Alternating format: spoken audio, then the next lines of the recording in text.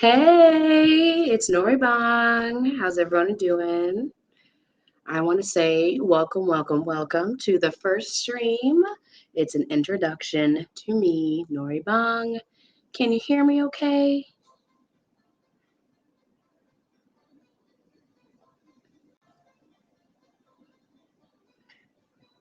So,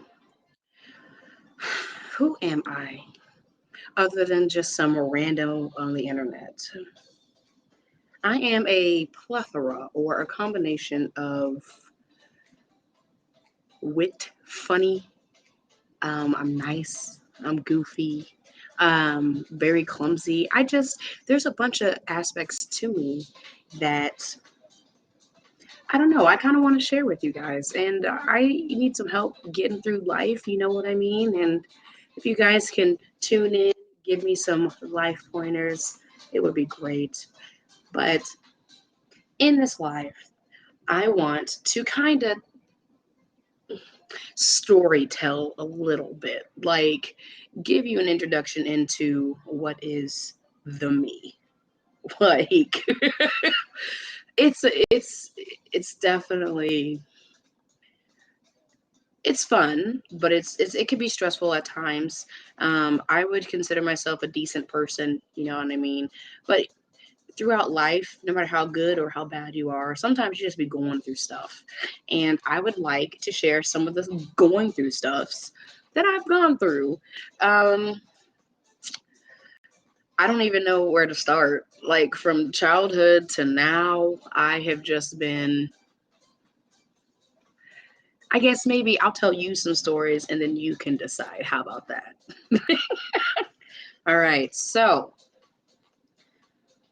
I'm going to go ahead and hit maybe a few childhood stories, and I will give you obviously my perspective on them and the things that have happened. And I will do my best. This is the first story I'm thinking of. Whew. So, I have several siblings. My father is in his elderlies. Okay. Long story short, of all my siblings, there was one full blood sibling, and I love him with all my heart. It's my baby brother. And as an older sister growing up with a little brother, sometimes, you get in fights. Like I remember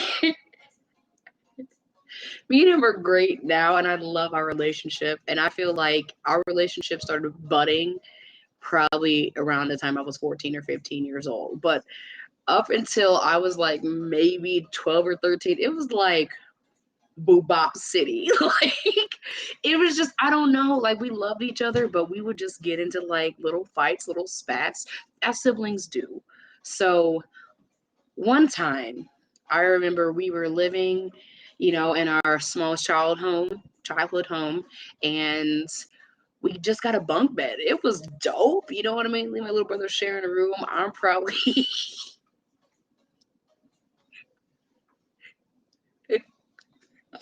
I was probably about 9 years old. He's around six because he's 2.5 years younger than me.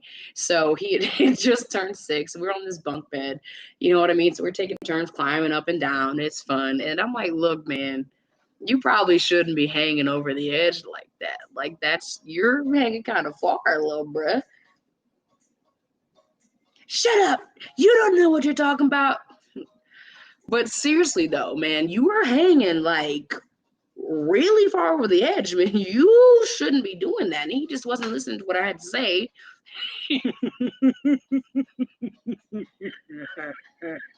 and, then, and then he fell off the bed and landed on his head on the air conditioning vent. And when, when I said, woo, insta karma, bro. Insta karma. Cause I told you thrice, told you 3 times, my guy, and you still. Anyway, I should let that go, but I still find that so funny to me. But around that time, we were living in this house. It was just him, my dad, and I. My dad was a single parent, raising me and my little brother, and for the longest time, those two were the only people that I had. And it was cool, when you're younger. And then eventually, as a lady, you need lady friends and, that type of stuff. But at one point, we had this cat. Her name was Booger. She was an all black cat. I say all black, but mostly black. She had a white tummy and a white armpits, I guess. Um, she was my homegirl. I loved me some Booger. She was just the sweetest cat. You know what I mean? She was always down to play, snuggle, all that stuff. And one day we were playing outside. Back then it was like be home before the street lights are on. And so, we had a rough day of play, get home, bow, we get into that bunk bed as before mentioned. And, I kick off my socks. I remember I don't know what swamp monster bog I was wading through, bruh. Because back in, Illinois, Alton, Illinois, back then you just played outside in the creeks, dirt, mud, stank, locusts, booty juice, all that stuff. That's where you were. You were playing as a child back then, getting into no good. And I guess I must have stepped in straight shite because Burger wasn't having it, bro. She went in on those socks, man, like as if it owed her money. Like she was beating up these socks as if they just had besmirched her family name. Like they just caused dishonor on her, dishonor on the family, dishonor on the cow. Booger was boop, bop, boop, bop, boop, bop, busting up these socks of mine. And my little bro was like, dang, your dusty, crusty feet smell like Fritos. And I'm like, dude, I don't I don't even know. Because I remember we was climbing through stuff, but as a kid, you don't be paying attention. And I just guess she must have smelled critters or something. I don't know. But that was just another stupid, just goofy story of just me. So as a kid, I went through some trials and tribulations because not everybody's super outgoing or super popular or what have you. Some people age into it. I was one of those people that aged into my personality, and I'm proud to say I'm happy who I am today. But along the way, I I am still somewhat of a naive, oblivious person. And another story. I probably would say I was probably around 14. My grandparents were a little bit older in age at that time. They had a bunch of timeshares, so they would take, their kids and some of the grandkids on different vacations. It was lovely. Through that, I was able to experience a lot of the U.S. I've been to Canada. I've been to Florida, California.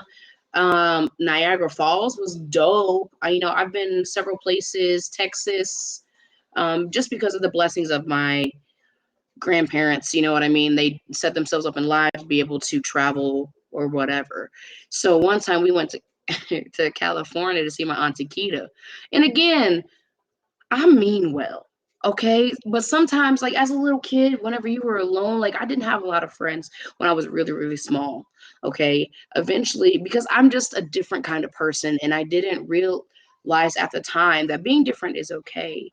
You know, you don't have to be super weird, super outspoken, but you can be whoever you want to be. And it took me a long time to come to those facts. But as a little child, I would just try to hide who I was for the most part. So then you would create like a little fantasy world or a little thing. Sometimes, you see those kids out there that are just playing by themselves. You know what I mean? Like I'm still I'm still clearly still one of those kids. Anyway, we were in California to visit my auntie Kita. And at one point, we were walking down this road because we had been there for about a week. You seen the sights, it was cool. It was me, my grandma, my dad, my cousin, my aunt, my little brother. And at one point, we're walking down this road and I see this big black piece of plastic. And I'm like, I'm finna kick this piece of plastic. Bah! It was dog poop. It was Sidewalk roasted in the California heat. Dog poop. And only the top was crusted, bruh. So I got all that disgust all up in my shoes. And then I realized after a few steps, like, that was dookie. I can smell it. And we had to get into Auntie Kita's truck. And by this time, the stank fumes are wafting in the car. And my family's like, what's that? I'm like, I think that's my shoe. I may have kicked some dog poop. They're like, oh, good. Throw it away. Get it. So I ended up taking my shoe off and chucking it in the back of this like SUV van that seats like 15,000. I don't know. But the whole family was up in this mug. And so I chuck it in the back. And at this point, I'm so tickled. Like, I keep giggling like I really kicked dog poop. Like, and then my dad was like, girl, don't be laughing. You might get got that. Just where did you throw that shoe? You might, just call it a hubbub because I done kicked dog dookie. And I'm just too tickled about laughing about that. Like, just another dumb story. Like, just little again, I do a lot of things like I mean well, but sometimes you just end up in situations and like you done a thing and you did not intend for it to happen that way. You were innocent in nature, but turned out to be dog dookie. I'm trying to think. So, as I mentioned before, my dad raised me and my younger brother. However, my mother, and she wasn't my primary caretaker at all. They were together, to my remembrance, till I was about 6 years old, to wherever they split because of, just reasons with the family and problems and all that stuff, it happens in life. But there were times where I would spend time with my mother, she'd pick us up, she would have her visitations, whatever.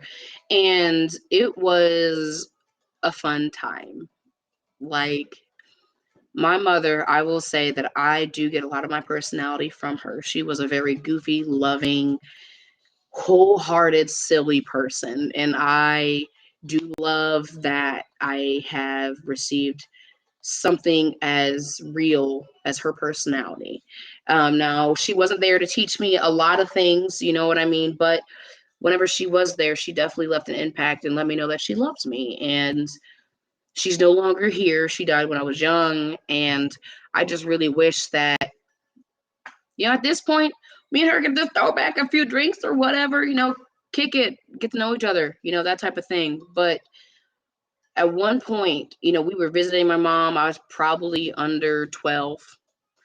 And she was just such a dork. Like, I remember it was one time we came over and she was like, no disrespect to anybody that likes chitterlings, poop shoot juice. But I'm not a chitlins person. And I remember she was cleaning chitlins in the kitchen sink. And she's like, this gonna be good. I can't wait. And I'm just like, but can you smell it though? Like, it's steak. How you gonna put this up in your face cavity trying to eat this stuff? Nah, baby girl, it's gonna be delicious. And she was just a ray of sunshine, basically. But she was so silly. Like, I remember one time, basically after eating the chitlins, it gave her like indigestion. And she was gassy, pardon my French. And she was like, you want a whiffer? A what? You want a whiffer? What's a whiffer? Oh, death, murdered. That's what a whiffer was. It was a stank ass flatulation in your face. That's what that was. It was just rancid. But like, I remember one time, like I said, like when I was little, I was kind of alone. I got bullied when I was a kid. And I came home and I told my mom about some of the girls at school. And she's like, you know what? It's fine. It's cool. We gonna go up together and I'm gonna show you. Put up your dukes. Pa, pa, pa, pa, pa, pa, pa, pa. I'm like, no, mom, I don't want to fight. She was like, well, if you don't want to fight, at least stand up for yourself. Because at the end of the day, no one else is going to stand up for you like you're going to stand up for you. And eventually I learned that lesson because it's hard to grow up, period. You know what I mean? Some people got it down. They understand how to make friendships and relationships and blossom. And you see those people, you see those kids that are like the track star or like the football guy thingy. I don't know sports. I don't know why I use this as my first thingamajig. Um, but anyway, my point is, when there are certain people that just excel at the things that they do. And, it's not necessarily that you're maybe jealous or you want to do those, but you can aspire to be that kind of person. And I was very much an outside looking in kind of person for a long time. If I had to say, I was afraid to be myself up until the 7th grade. Because I remember one time I started dressing the way I wanted to dress at that time. And old Alton, they had closed down JBJ and turned it into the new high school. They made the old high school Alton Middle. And so East and North Middle School came together. This matters to nobody unless you were in Alton at that time. Sorry that I bored you with those details. Long story short, schools merged, stuff changed. Okay. So once all the changing happened, and I had a conversation with my mom and blah, blah, blah, blah, blah. And I started to dress a way that I felt that I was comfortable, that made me feel confident. And people thought it was weird.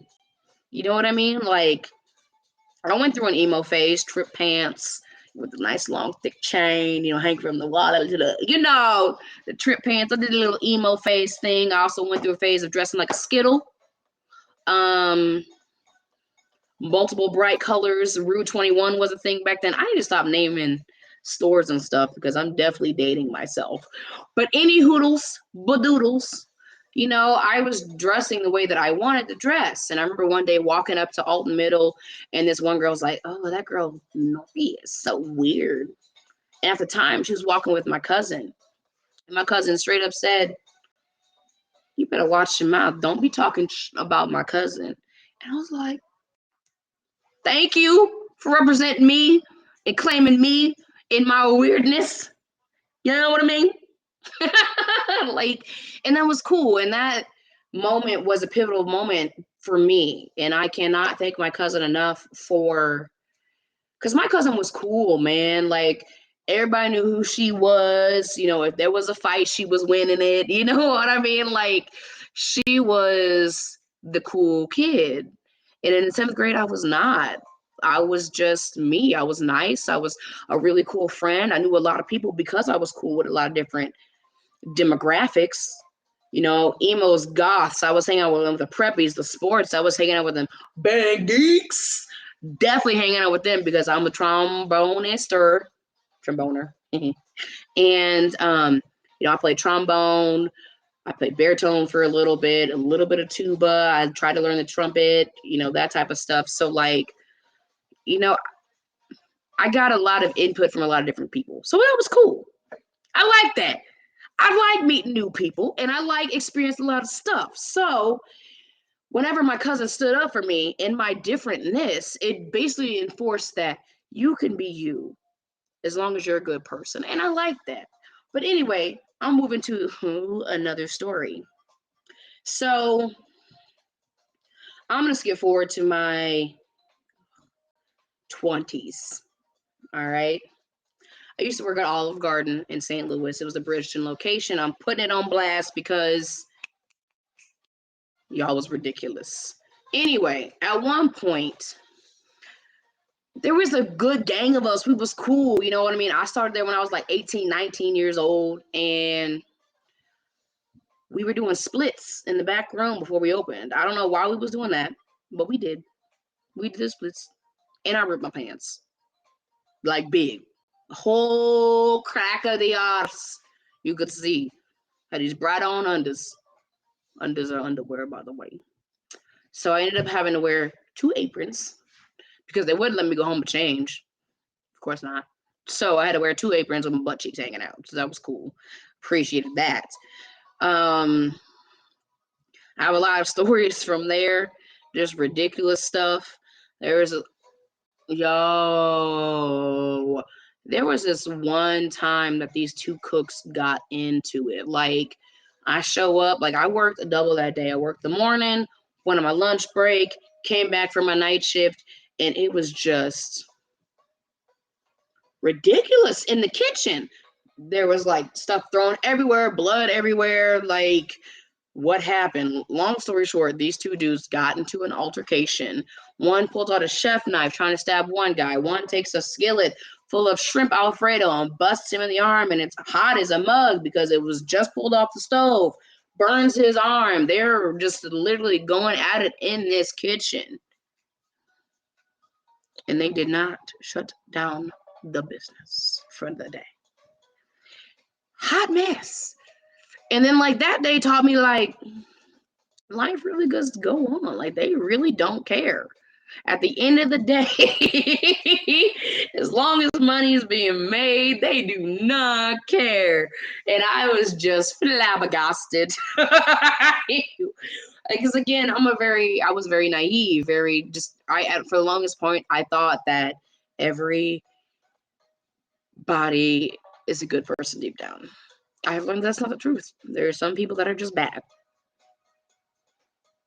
Can't do nothing about that shit. So I'm moving on. Let me see. I got a list of stuff.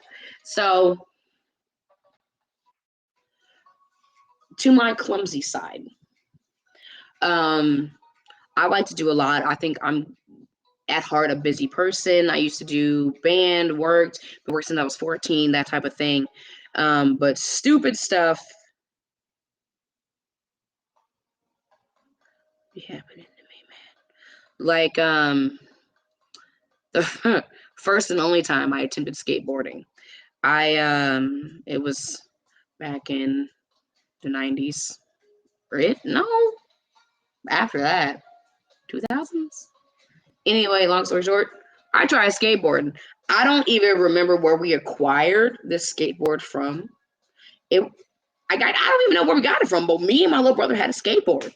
And he got on it. He's like, rolling, cruising, did a little scoot, scoot, scoot, scoot, scoot turn, you know what I mean? Looking like it's good for his first time. I stand on it. And as soon as my second foot hit that skateboard, it flew from under my foot. I literally saw the sky. I was reaching, and then I saw my feet, and I landed so forcefully on my tailbone. I fractured my tail. I had a hairline fracture on my tailbone. Like, I basically had to get a donut. Like, never got on a skateboard again. Like, little stuff like that. Like, I can't even just be great. Like, I gotta go and just injure myself beyond oblivion. Like, one time as an adult, probably in my early 20s again, went to like a Magic Mike type thing. You know what I mean? So, like, me and some other friends, we went out. And around the time, I want to say it was January. Either way, we're drinking, having a good time. The girls, woo, woo, party, and party, as one would do at such occasions. I was the DD. And we go, it's time to leave. So I'm like, I'm going to go ahead and get the car, pull it up for everybody. So that way the girls don't have to walk that far. So I'm doing not a run, not a jog, but like a little moderate scoot. And I'm scooting along the side of this building. And I go to bust this right. And we walk past that way to get inside. And in the 3 hours that we were inside, an ice plate had formed. This glacier had formed on the parking lot.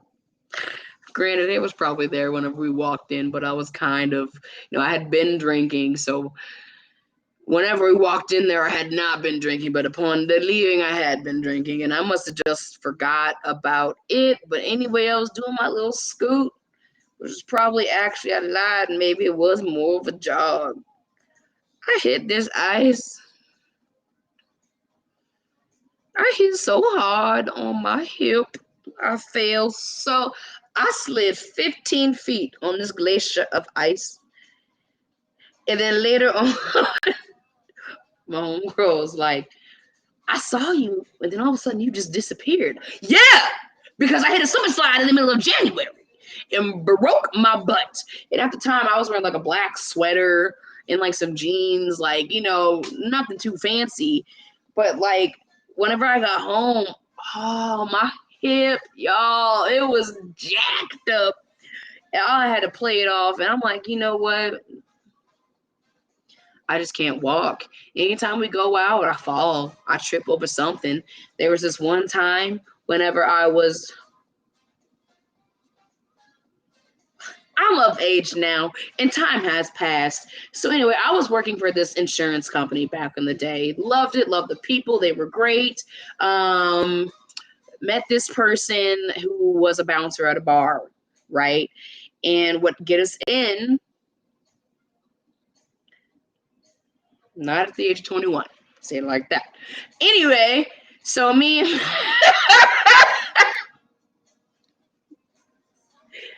my cousin, we got it in. You know what I mean? Because this bar at the time, um, I don't want. They're not open any longer, but it was in the Grove in St. Louis, and it was a gay bar. So, ladies is hitting me. I'm like, oh, how you doing? But no, thank you. You know what I mean? We dancing, having a good time. Music's playing, bumping, or whatever. And they're like, yeah, come on, get on the stage. And I was like, I like doing stuff, but let me get up there. Get on the stage, and we doing the cha-cha slide to the right. And it was like, to the right. And when I went to the right, there was no more stage. And I fell off directly on my ankle. Flat. Directly on the ankle. And at that point, me and my girls, we were just hurt. It was fine. I thought it was just, a battle wound, whatever. As I started to sober up, though, just like my ankle is screaming. And I look down and it's like,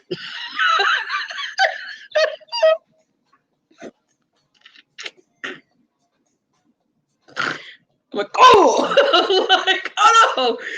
And so I don't know if my friend that was a bouncer had told them, like, look, man, we need to get them some help ASAP because that one right there can't be here. It's not supposed to be in here. So they brought me ice packs, propped my foot up, basically got the swelling to go down. And again, I was DD. So I drove with this erupted ass ankle back to my girlfriend's house. And me and her and our other girlfriend, we were all just chilling, bruh. And they went to bed, woke up the next morning, and they're like, how did we get home? And I'm like, hello, me with the ankle the size of a potato sack. You don't see this? Y'all remember none of that? Had to chase y'all down to get you in the car. You don't remember none of that? All right, cool. Well, I'm going to go. So could one of y'all help me to the car?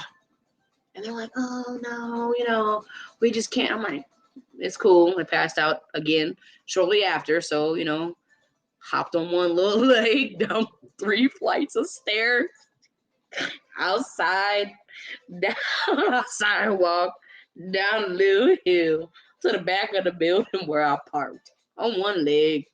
Because if I put that right foot down,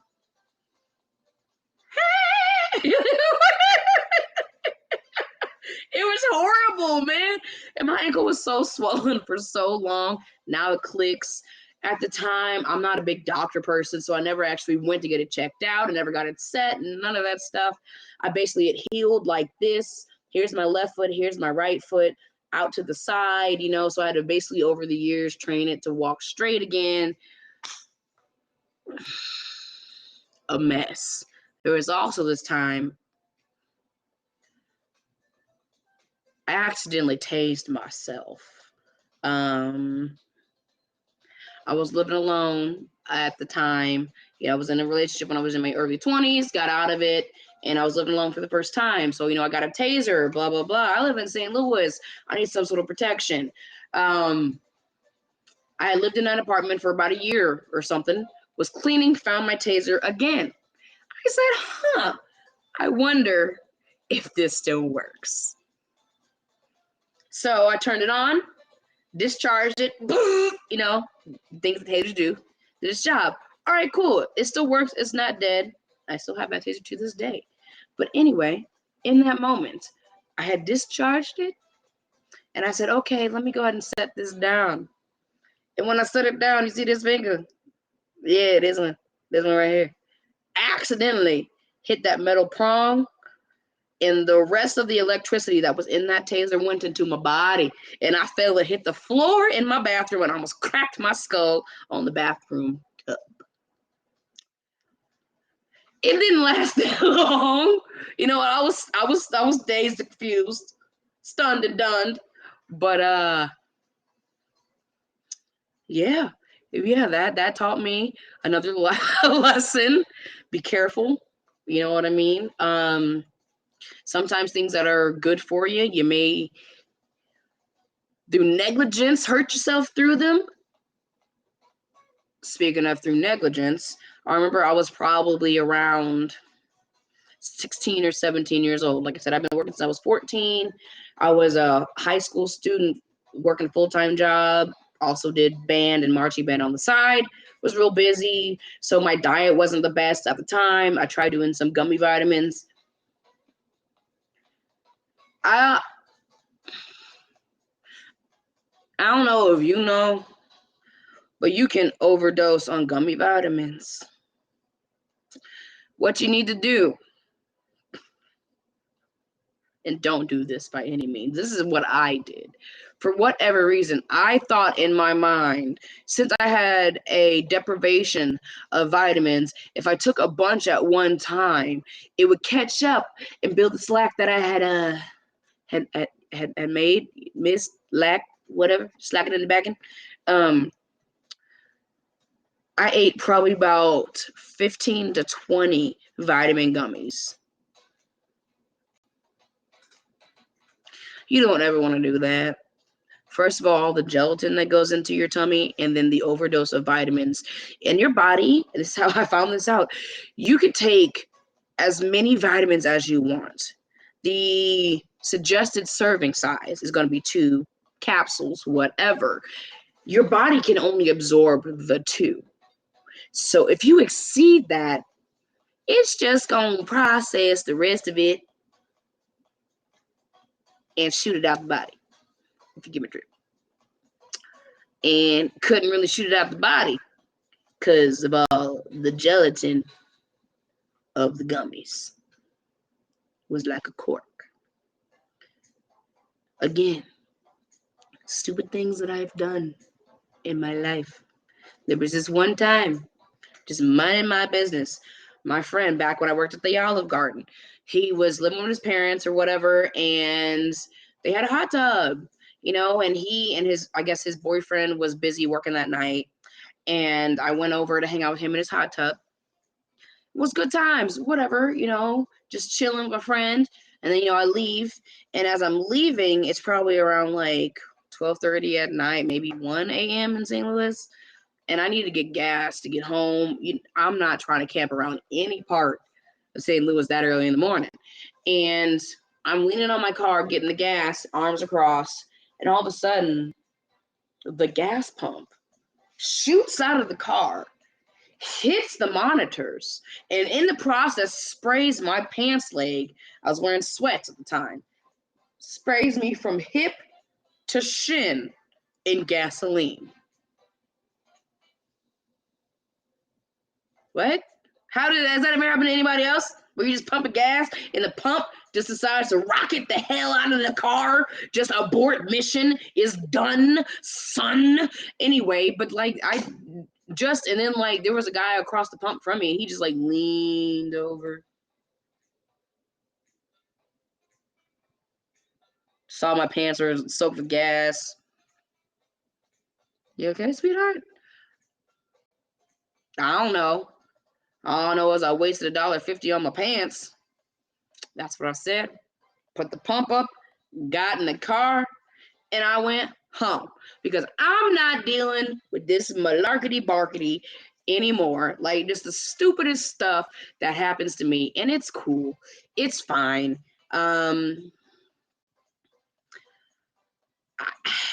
Whenever I go out, like to bars and stuff, I'm, I guess, an approachable person. People will come up to talk to me, say hi, how you doing, give me a keep basic conversation, and it's nice. When I go on float trips, there'll be random people that approach me and want to talk and hang out, and that's cool, and I really appreciate that. I like that because, like I said, I like meeting new people, I like new experiences, all that fun stuff. Variety is the spice of life. However, in certain circumstances, I've been like petted. There's this one time me and some friends were out at a bar. It was around Halloween. This older couple had a pumpkin. They wanted to enter into some random contest for something. I don't even know these old people. They were just at this bar, don't know their names or their life stories. The older lady decided to come to me, or well, really the table. Let's say she came to the table and said, "Hey, is anybody here an artist? Can anybody help me out with this Minnie Mouse pumpkin?" My dumb ass. Oh yeah, I like to draw. I can help you. So I proceed to go up to the bar where her and her husband were sitting, and I guess maybe some more old friends of theirs.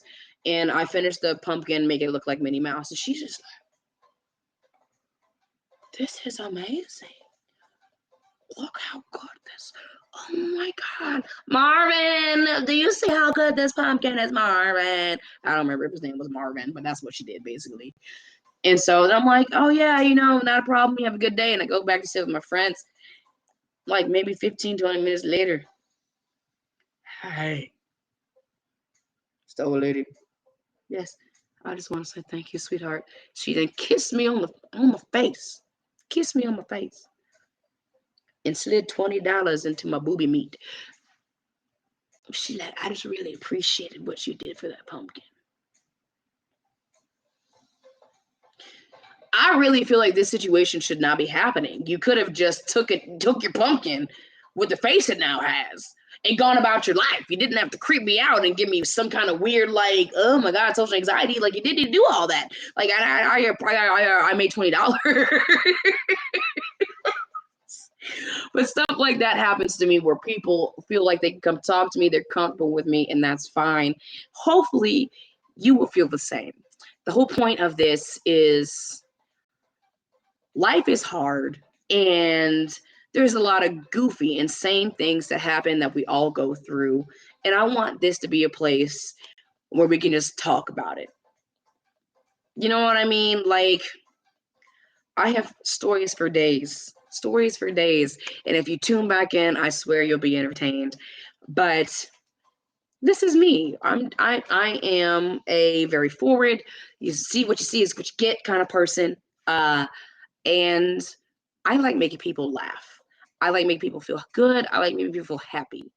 There is a lot of darkness in this world. And I feel like if we can, there's a cat on my toe, if we can learn to live with all this craziness to a point where we can maybe even laugh about it. Maybe through the laughter, we can do something to address the big issues.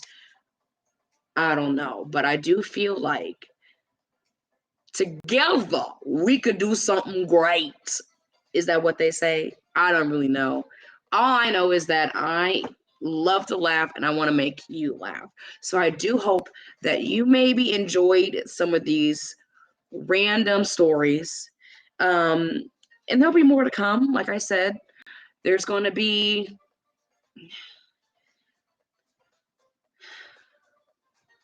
a lot of random stuff because I'm a random person. I've been out of the country. Went to Germany whenever I was a teenager for the exchange student program. That was great. I loved that. I've auditioned for The Voice. I want to be a singer, all types of things like that. I've had friends from all walks of life, and I just want to share those things with you. And hopefully we'll get some giggles along the way. Hopefully maybe you won't feel as bad about your life after hearing about mine. And, I'm professionally ridiculous, crazy, insane in the membrane, but I love every minute of it. I think at the end of the day, through a lot of the things that I've experienced in my life, I'm still able to smile. And hopefully, if you've lost your smile, we can bring it back. So, with that being said, let me think.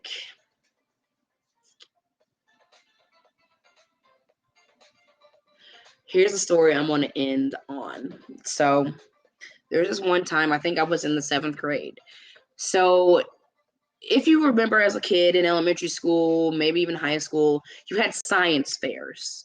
Okay, so I had mentioned previously that they had combined a lot of the schools, did a lot of repurposing for buildings and blah, blah, blah. So whenever I was in the 7th grade, we went to the all middle school for a science fair. And my dad and I had set up the booth, blah, blah, blah, blah, blah. It was lunchtime. We went to go get some food. And as we're walking back up into the building, I think it was A building, like the letter A, like there's A, B, and C buildings. And it was the A building we're walking into.